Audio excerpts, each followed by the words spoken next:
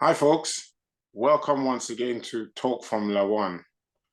And yours truly, OBJ, and myself just got back from the desert a few days ago, where we attended a live race.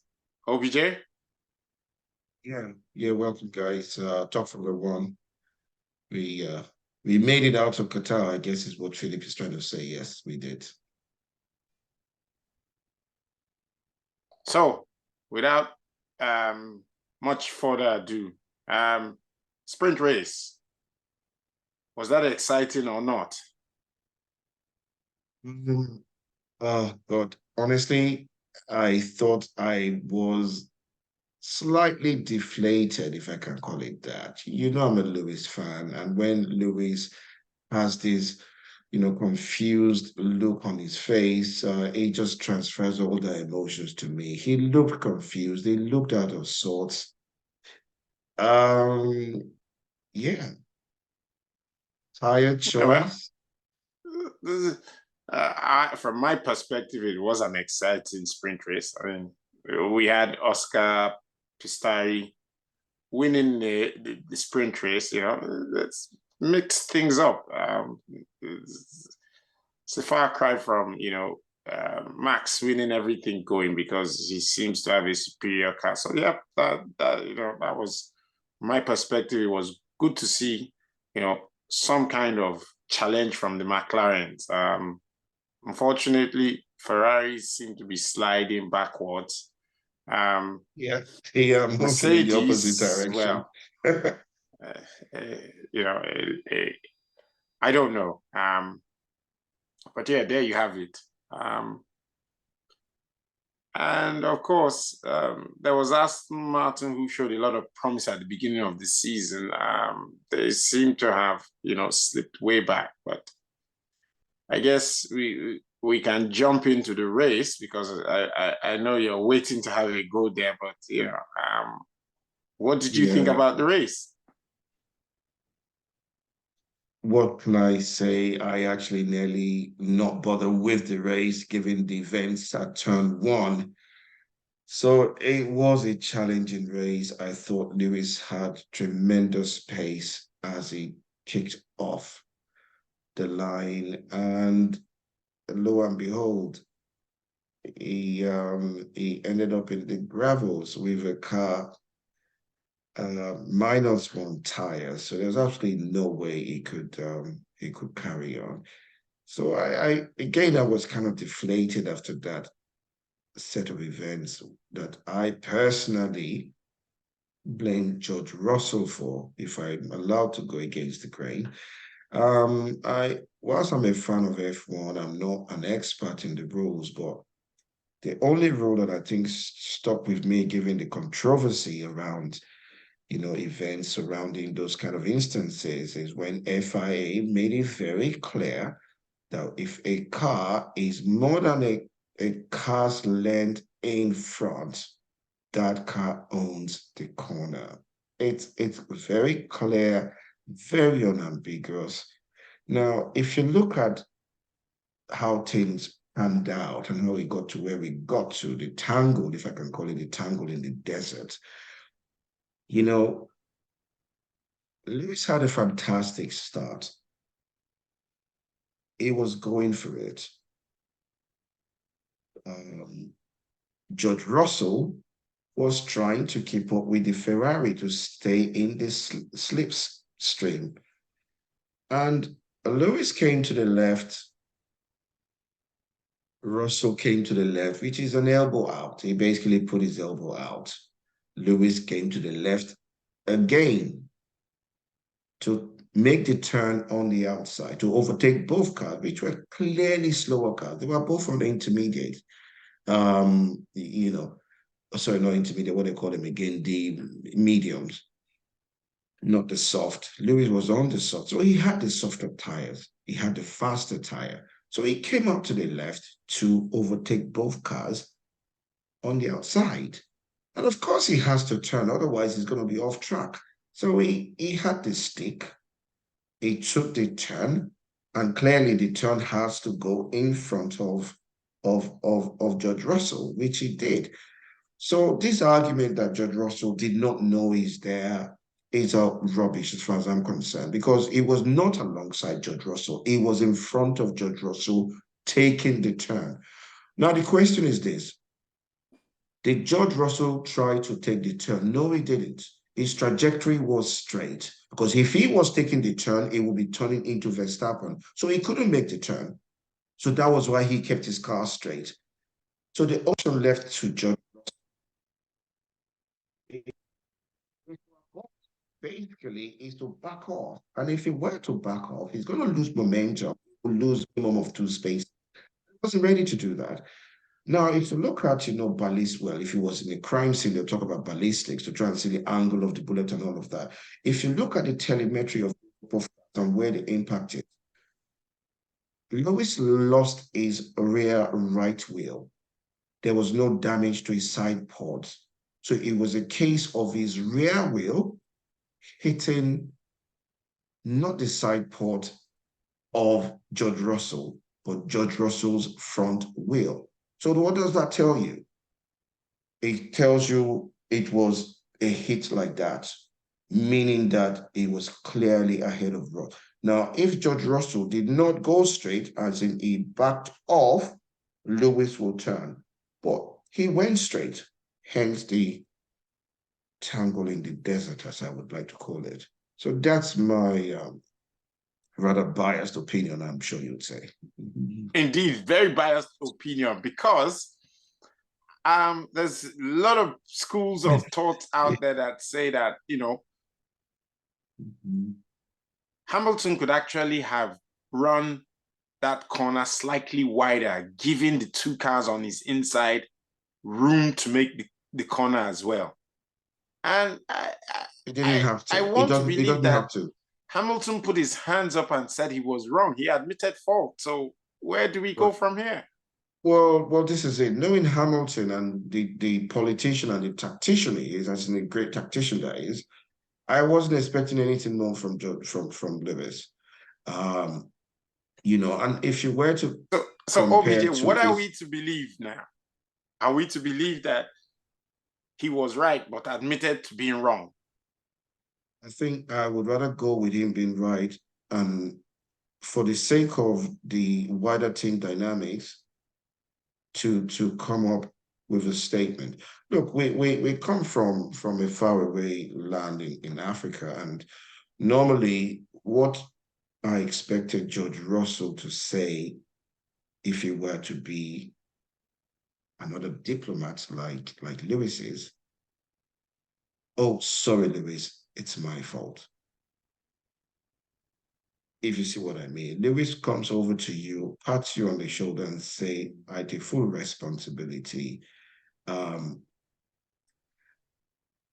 what you should be doing is to be it's a reciprocal gesture, even if it doesn't go to your heart, to say, no, Lewis, it's not your fault. We're both at fault there. I should have backed off and given you the corner because you were at least more than half a car's length in front of me. And then they'll shake hands, hug, and that will be that. And if it was me and you, this is what I would have done, and I would have expected you to reciprocate and say, no, BJ, actually, I take responsibility. So then we let the jury decide who's actually wrong. And you know what the jury would say? Gentlemen, both of them. They're more concerned about the wider team dynamics, both owned up to be their faults, so that for the sake of peace. But these were the limits of my expectation. I'm not in the business of saying you're right or you're wrong. Let's say we're both wrong, even though we know that may not necessarily be the case, just for the sake of the audience. You don't wash your dirty linens outside. So, let's be honest. 2 races ago, Judge found himself against the wall. Why did he find himself against the wall? He was in a slower car. He was holding Lewis up. Lewis would have challenged car 1 and car 2 because he had the speed. But Judge refused to let him go. And Lewis had to go on team comms to say, can you please tell this guy to go faster if he can? So that the whole world can hear, even George himself can hear that, listen, you're holding me up. And then what happened? He refused to. He stuck to his gun, and Lewis put him under enormous pressure to show that you're in a slower car, you should ideally move across so that I can challenge the two cars in front. You refuse to do that. Now I'm going to crowd you. And it crowded him into a mistake. And that mistake, that walk that sent him back onto the track and be both cars out. I had a discussion with a chap But yesterday. OBJ, aren't you expecting too much from two racers? I mean, No, if you're in a I'm slower car, sorry. it's for the other person to get past you. Listen, no. I totally refuse. I mean, I think we ought to be careful so that this discussion doesn't be just about the incidents in turn one. Otherwise, we're going to burn out 2 hours debating it. Now, let's flip the coin around. Will Checo ever dare put his elbows out against Verstappen?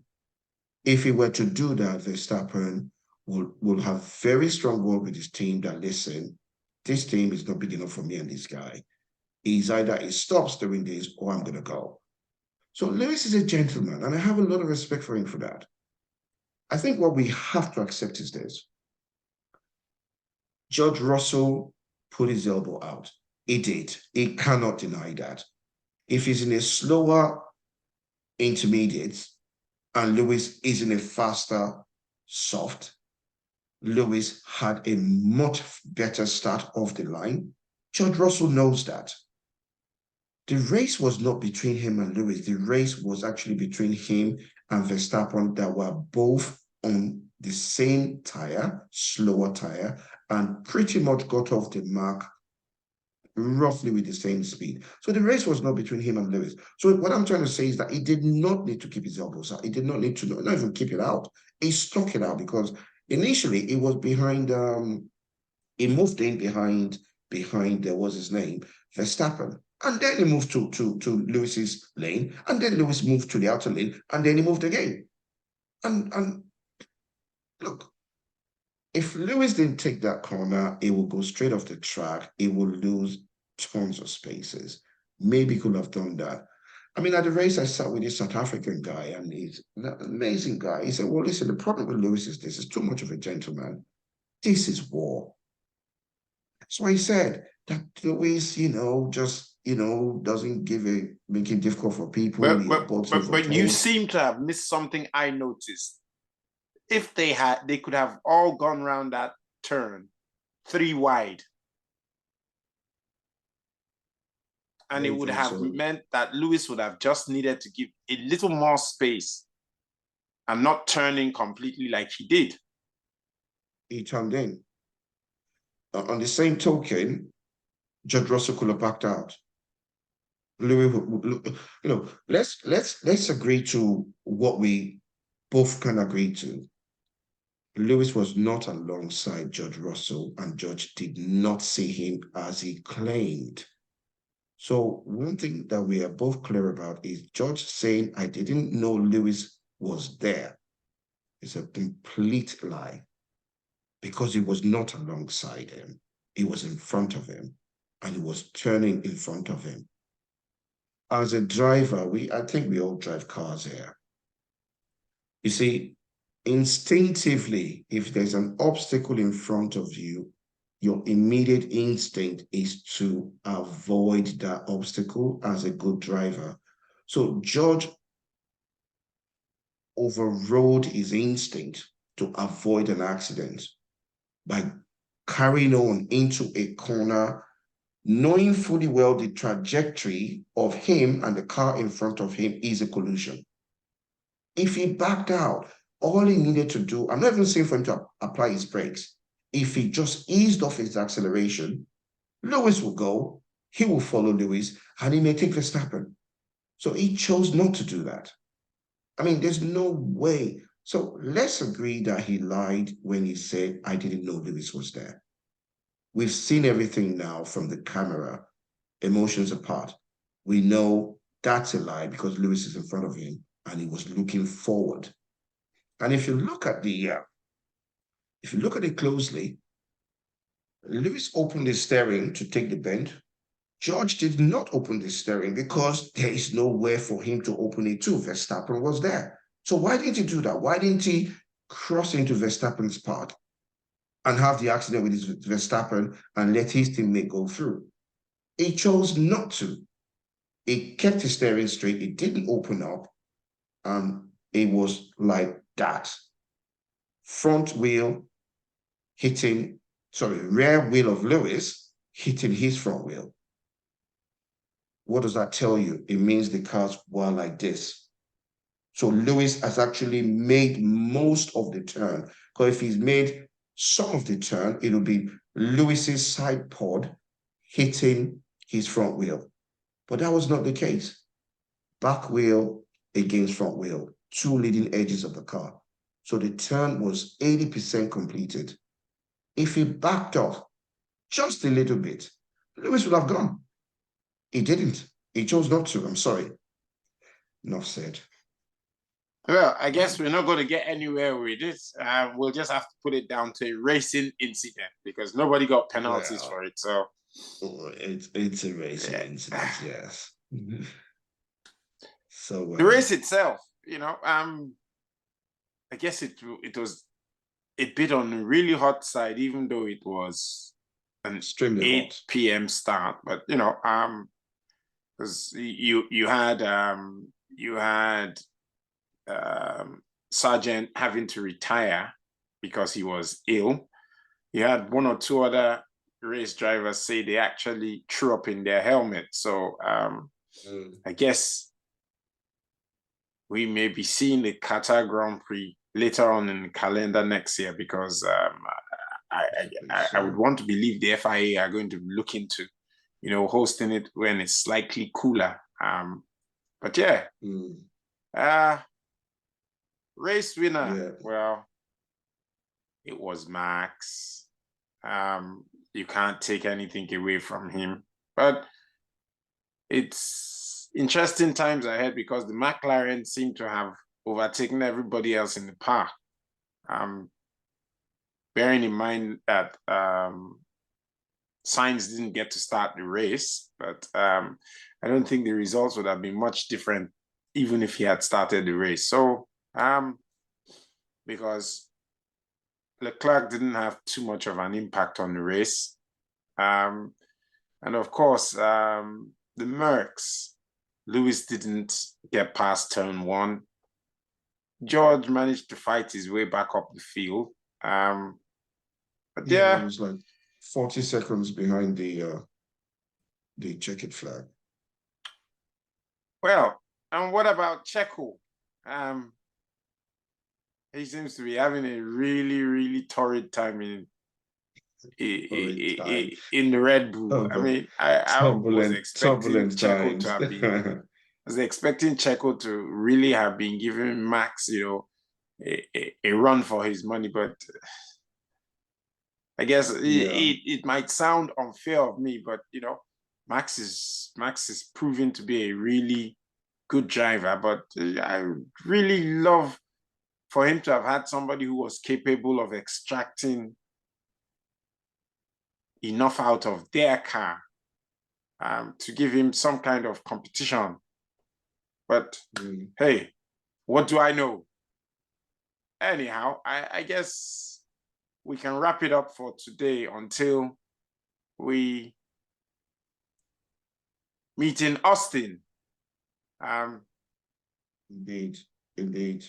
I mean, the good news is that Mercedes is secure now. It appears to be in second place constructors, so Toto can be cheer up, OBJ.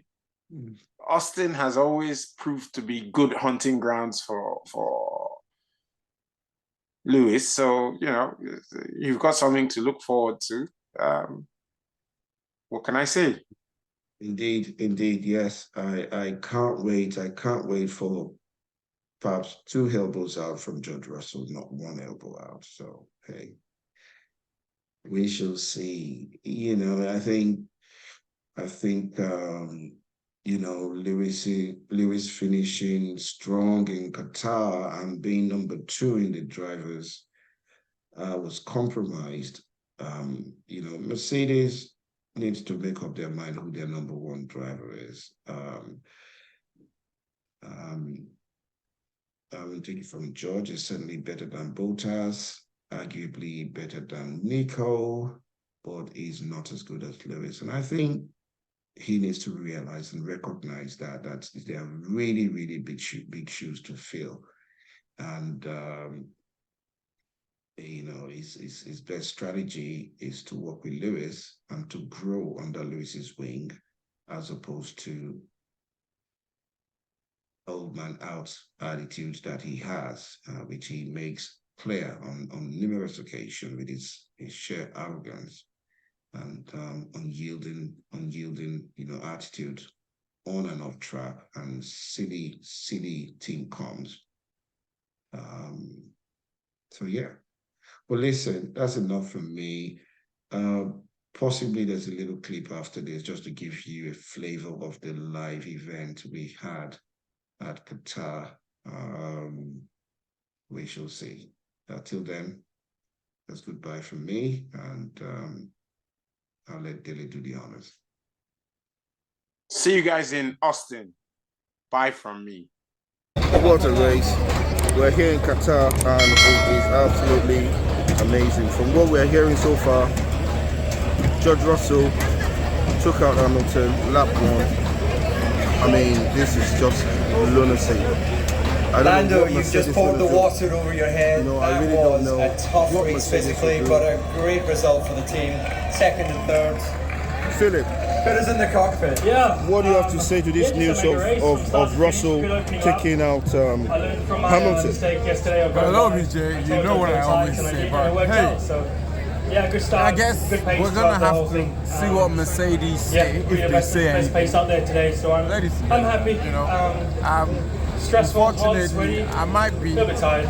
leaning towards OBJ's side and saying, you know, what's going on here. This is becoming a real mess. It's worse than a dog's dinner, isn't it, Dilly? Well. Indeed. I don't want to quite call it a dog's dinner, but you said it. You said it. It was also very busy out Well, there listen, as well. guys, we've got some of our boys here. This is, listen, man, I tell you, what did you think of the race? On track to make a save. Yeah, I think the 3-stop made it a lot harder. Physically, you could push a lot more. Sorry. Even the last race. stint, you could pretty much push flat out. So, Didn't get to see the start, so I still need to find out what really probably happened. one of the hardest races Hamilton. Well, we're hearing that Hamilton was taken out by George Russell. Yes. I've had some fans say he's a P. I don't want to say the word because we're on here. I mean, is it prick or what's that word? OBJ, don't put words into the gentleman's mouth. I reserve judgment until I actually see it for myself. He wants to get the facts right. Fantastic. Otherwise, it was a good race. We're here in Qatar. We're loving it. And hot day, nice evening, good show. lovely.